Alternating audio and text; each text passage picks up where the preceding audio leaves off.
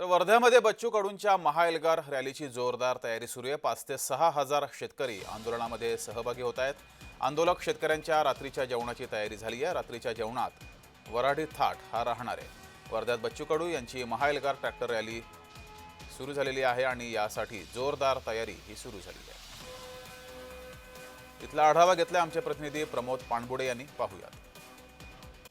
विविध मागण्याला घेऊन प्रहारचे माजी आमदार बच्चू कडू हे चांदूर या ठिकाणून ट्रॅक्टरने महाएल्गार रॅली काढलेली आहेत आणि ती आज वर्ध्यामध्ये दाखल होणार आहेत। वर्ध्याच्या आर्वी मध्ये ते दाखल होणार आहेत। त्यानंतर सायंकाळी 6 वाजता वर्ध्यातील जे सुकी बाई गाव जे आहे त्या ठिकाणी शांतीधाम मठ आहे, या ठिकाणी मुक्काम राहणार आहे। संपूर्ण याच्यावरती बोलण्यासाठी आपल्यासोबत प्रहारचे वर्ध्याचे जिल्हाध्यक्ष आहे विकास दांडगे, आपण त्यांच्याकडून जाणून घ्या अधिकची माहिती। काय सांगाल, कसं नियोजन आहे एकंदरीत?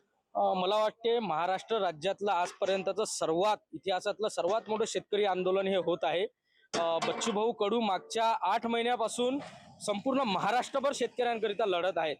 आपण जर का पाहिलं तर निवडणुकीच्या काळात या सरकारने शेतकऱ्यांचा सातबारा कोरा करू असं सांगितलं होतं, परंतु शेतकऱ्यांची दिवाळी सुद्धा या ठिकाणी काळी झालेली आहे आणि आज मोठ्या ताकदीचं आंदोलन या ठिकाणी होत आहे। आता 1 तासा अगोदर बेलोरा या मूळ गावावरून बच्चू भाऊ कडू यांच्या नेतृत्वात ट्रॅक्टर रॅली ही निघालेली आहे आणि जवळपास दुपारच्या 3:30 ते 4च्या दरम्यान ते वर्धा जिल्ह्यात दाखल होणार आहे आणि मोठ्या प्रमाणात वर्धा जिल्ह्यात दाखल झाल्यानंतर सुद्धा मोठ्या प्रमाणात ट्रॅक्टर जवळपास 300 ते 400च्या प्रमाणात त्या ठिकाणी सहभागी होतील। विविध पक्षाचे संघटनेचे कार्यकर्ते सुद्धा सहभागी होतील आणि जागोजागी प्रत्येक गावात मोठ्या ताकदीनं त्या रॅलीचं स्वागत या ठिकाणी होणार आहे। प्रमोद पानबुरे, जय महाराष्ट्र वृत्तवाहिनी, सुकळीबाई, वर्धा।